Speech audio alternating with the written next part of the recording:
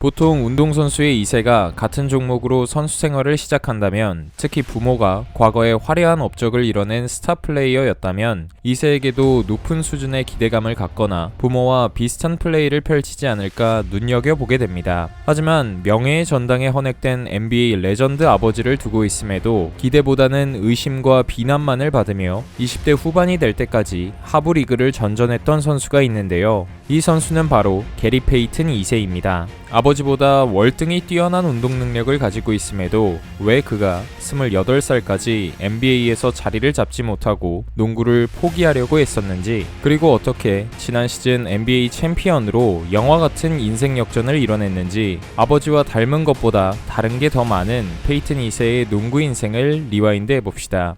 1992년 12월 1일 시애틀에서 태어난 게리 페이튼 2세는 이름만 봐도 알 수 있듯이 명예의 전당 출신 시애틀 슈퍼소닉스의 레전드 게리 페이튼의 아들입니다. 페이튼 2세가 태어났을 당시 아버지는 NBA 루키에서 올스타 플레이어로 거듭나면서 커리어를 한창 꽃피우고 있을 때였습니다. 무려 17년간 NBA에서 뛰면서 쟁쟁한 수상 경력을 가진 레전드의 아들이라고 하면 쉽게 농구를 시작했을 거라고 생각할지 모르지만, 페이튼 2세의 경우에는 아버지가 너무 부담스러운 존재였다고 합니다. 초등학교 시절 체육관에서 픽업 게임을 할 때마다 같이 농구하던 사람들은 그에게 "왜 아빠가 농구를 안 가르쳐줬어? 넌 절대 내 아빠처럼 잘할 수 없을 거야" 와 같은 비난을 쏟아냈고, 아버지와 비교하는 비난은 고등학교 때까지 쭉 이어졌습니다. 그리고 고등학교 때는 은퇴한 아버지가 종종 그의 경기를 보러 학교 체육관에 등장했는데, 비난에 주눅이 들어 소극적인 플레이를 하는 것을 보고 화가 나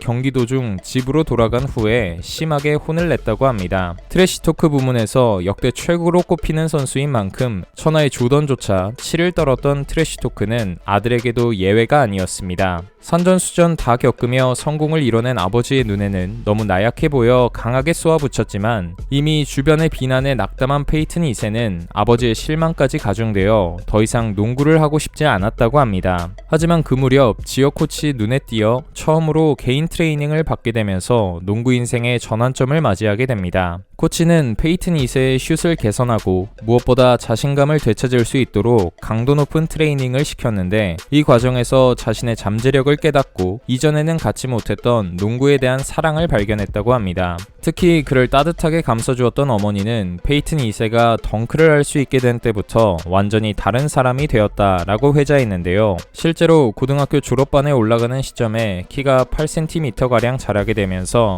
그의 탁월한 점프력과 운동 능력이 빛을 보기 시작했습니다. 그러나 대학 무대로 향하는 여정부터 순탄치 않았습니다. 상위 리그 소속 대학에서 장학금 제의도 받았으나 성적 조건이 안 되어 1년간은 프랩스쿨을 다녔더니 그 학교에서의 성적을 인정받지 못해 1년을 낭비하고 유타주 솔트레이크 시티에 위치한 전문대로 진학하게 됩니다. 그럼에도 페이튼 2세는 고등학교를 졸업했을 당시 자신은 디비전 1 선수가 되기 위해 육체적으로나 정신적으로 모두 준비가 되어 있지 않았다고 말하며 그 시간이 자신에게 가치 있었다고 긍정적으로 받아들였습니다. 솔트레이크 CC는 전문대학 리그 소속이었지만 페이튼 2세는 신입생 시즌부터 팀의 컨퍼런스 우승을 이끌었고, 소포머 시즌에는 평균 14.1득점, 7.9 리바운드, 3.8 어시스트를 기록하며 NJCAA 전미 세컨드 팀에 선정되는 등 뚜렷한 족적을 남겼습니다. 그동안 부족했던 수업 공부까지 끝마치면서 NCAA 출전 자격을 갖추자 여러 대학으로부터 편입 제안을 받게 되는데, 그중 아버지의 모교인 오레곤 주립대를 선택했습니다.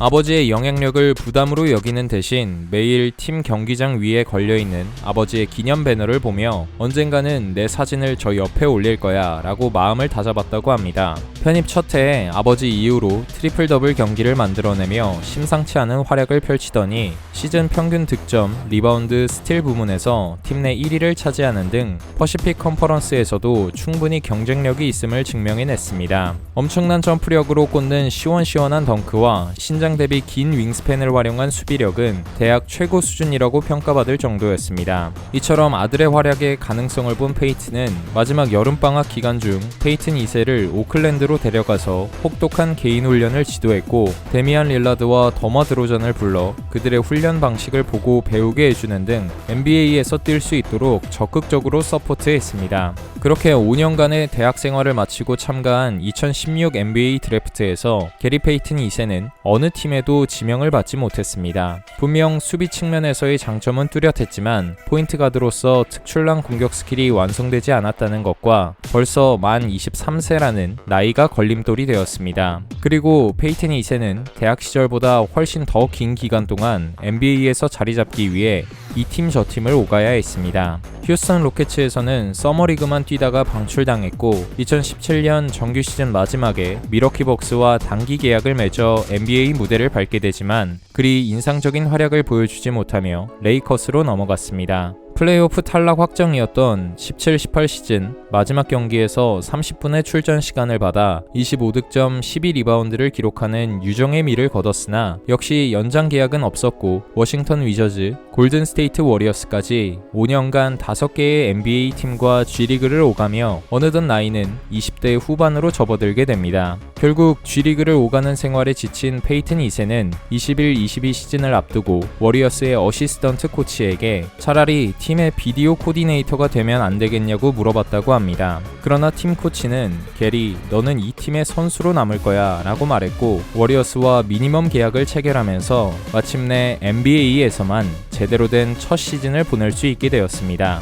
28세의 나이로 뛰는 서머리그지만 에너지 레벨만큼은 20대 초반 루키들에게 뒤지지 않았고, 공수양면으로 인상적인 활약을 펼친 페이튼 2세는 정규 시즌 초반 출전 기회가 주어질 때마다 전력을 다했습니다. 10분 이상 출전 시간을 받게 된 세 번째 경기인 세크라멘토전에서 3점슛 2개와 적절한 속공 득점으로 벤치 득점을 책임져주면서 팀의 3연승에 기여했습니다. 언제 투입되더라도 실망시키지 않는 대인 수비 능력과 간결한 득점 패턴이 오히려 워리어스의 모션 오펜스에도 잘 녹아들면서 로테이션의 한 자리를 차지하는 데 성공하게 됩니다. 11월 초 샬럿전에서는 우브레 주니어를 앞에 두고 시원한 포스터 덩크를 꽂더니 17분 동안 14득점 5리바운드 3스틸 1블락이라는 알짜배기 활약을 선보이며 승부처를 지배했고, 이틀 뒤 펠리컨스전에서는 17분간 야투율 70%로 17득점을 올려 완벽한 가비지 승리를 거둬냈습니다. 시즌 후반부까지 탐슨의 복귀가 늦어지고 있는 상황에서 평균 1.4개의 스틸을 기록할 정도로 손질 능력이 뛰어난 페이튼 2세의 수비력은 단순히 구멍을 메워주는 것을 넘어 워리어스가 리그 최고의 수비팀으로 거듭나게 만들어줬습니다. 날쌘 모란트 같은 가드 포지션뿐만 아니라 타점이 높은 포워드 센터 포지션의 선수들과 미스매치가 되었을 때도 버티는 힘이 좋아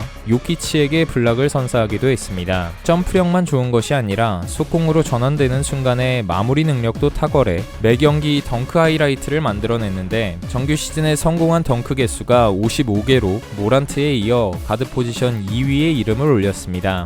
커리와 그린이 나눠서 경기 조립을 맡아주는 워리어스에서 볼핸들링에 취약하다는 단점은 상쇄되었고, 오펜스 리바운드 후 풋백 득점, 픽앤롤 상황에서 덩크 마무리와 같이 피니셔로서 장점이 극대화되어 61%의 높은 야투율로 벤치 득점을 책임져 주었습니다. 이에 그치지 않고 3점슛도 오픈 시에는 충분히 던져볼 만한 수준으로 정확도를 끌어올리면서 12월 피닉스전에서 3점슛 3개 포함 19득점을, 풀 위긴스를 대신해 주전으로 출격한 멤피스전에서는 3점슛 4방 포함 22점을 올려 커리어 하이 득점을 갈아치우기도 했습니다. 12월 말부터 1월 초까지 8경기 연속으로 두 자릿수 득점을 기록하며 공격 옵션으로서도 물오른 모습을 보여줬고, 팀은 후반기까지 서부 3위 자리를 지키며 플레이오프 진출에 성공하게 됩니다.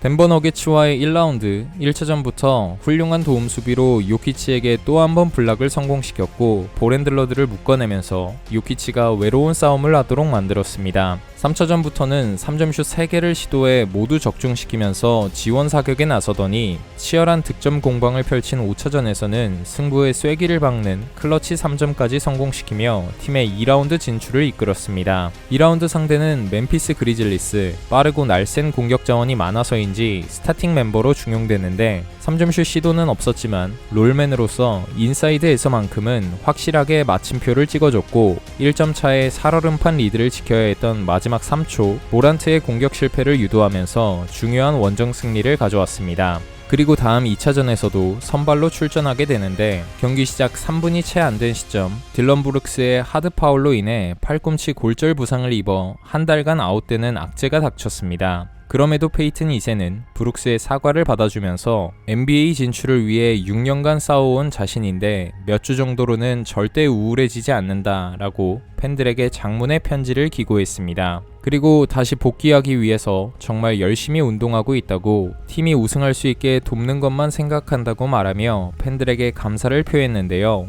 그로부터 한 달 후 워리어스는 멤피스와 댈러스를 꺾으며 파이널에 진출했고 홈에서 열린 1차전을 패배했기에 반드시 잡아야 했던 2차전 페이튼 2세는 팀이 가장 필요로 하는 순간에 돌아왔습니다. 3개의 야투를 모두 성공시키면서 몸 상태에 이상이 없음을 보여줬고 3개의 리바운드와 3개의 어시스트까지 곁들이며 세컨 유닛이 가동될 때 격차를 더욱 벌려줬습니다. 이전처럼 끈적한 수비력과 공격에서 좋은 움직임을 보여주면서 팀 승리에 기여했고 특히 5차전에서는 야투율 75%로 15득점, 5리바운드, 3스틸까지 신스틸러 역할을 톡톡히 해냈습니다. 결국 워리어스가 불리했던 파이널 흐름을 뒤집고 4승 2패로 우승을 차지하게 되면서 페이튼 2세는 더할 나위 없이 완벽하게 21-22 시즌을 끝마칠 수 있었습니다. 우승 확정 이후에는 아버지에게 아버지보다는 일찍 우승했네요 라고 너스레를 떨었다고 하고 오프 시즌에는 포틀랜드에게 3년 28밀이라는 좋은 조건의 오퍼를 받아 마침내 NBA에 제대로 자신의 자리를 차지하게 되었습니다. 정들었던 팀을 떠나는 것이 아쉽지만 자신에게는 농구가 비즈니스이기 때문에 어쩔 수 없었다는 인터뷰까지 남겨 워리어스의 팬들도 페이튼 2세의 성공을 바라며 아름다운 이별을 하게 됩니다. 그리고 올해 워리어스는 처참한 수비력으로 고전하고 있는 반면 새로운 팀인 포틀랜드는 서부 1위로 순항 중인데요. 복부 수술 이후 아직까지 출전하지 못하고 있는 페이튼 2세가 새로운 팀에서도 더 높이 비상할 수 있을지 늦게 맺은 결실인 만큼 앞으로도 그의 아버지 못지않은 레전드 선수로 거듭나길 기대해 봅니다.